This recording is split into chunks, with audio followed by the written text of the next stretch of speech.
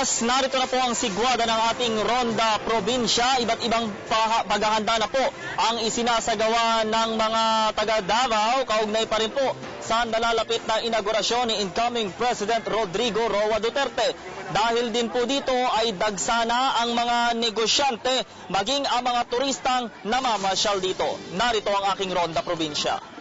Kuskusan na ang ginagawang paghahanda ng mga Davaoeños ilang araw bago ang formal na panunumpa ni outgoing Davao City Mayor Rodrigo Duterte bilang susunod na Pangulo ng Bansa. Sa mismong City Hall ng Davao halimbawa, isinaayos na't pininturahan ang bawat paligid nito. Naabutan namin si Mang Edwin Lutrago na nagpipintura sa isa sa mga gilid nito. Ayon sa kanya, bukod sa mga susunod na aktibidad dito ni incoming President Duterte at anak na si incoming Davao Mayor Inday Sara Duterte, ay magagamit din ito para sa last Monday of the month flag raising ceremony at convocation ng mga hepe at empleyado ng City Hall. May mensahe naman si Mang Edwin para sa susunod na Pangulo ng Bansa. Bilib kami sa kanya, kaya nga binuto nga namin siya ng pagka-presidente. Sana tuparin niya yung mga pangako niya. At saka isang order. Saka walang droga.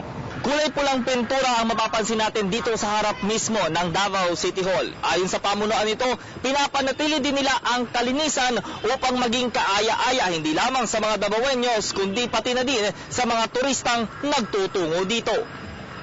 Tila dagsa din ang ating mga kababayang nagpapakuha ng litrato sa harap ng City Hall na nagsilbing tanggapan at nakasaksi sa halos 25 taong political career ni Duterte. Sa gilid naman ng City Hall na abutan namin ang pamilyang nagbabanding kasama ang ilang kalapate.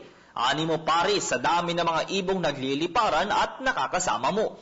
Gaya ng isang typical na parke, nagsilbi din itong pahingahan ng ilang senior citizens. Dagsa din ang mga negosyante at mga namimili sa kanilang syudad. Kita na ang paglago ng mga negosyo. Tumaas ang occupancy rate ng mga hotel dahil sa dami ng mga bisita. Ilang airline companies din ang nagpalit na ng malalaking eroplano para makasakay ang mga nais pumunta sa Davao. Wastong urban planning din daw ang kailangan at para sa Regional LTFRB, paghahanda din dapat upang iwasang lumala ang trapiko sa syudad. Dahil damang-dama na ngayon ang sigla dito sa syudad, nakikita ngayon ng ilang akademista na uunlad hindi lamang ang Davao City kundi ang buong Mindanao. Lalo't kung mag-uopisina si Duterte sa Panacanyang o ang Malacanang of the South na makikita sa DPWH Regional Equipment Depot.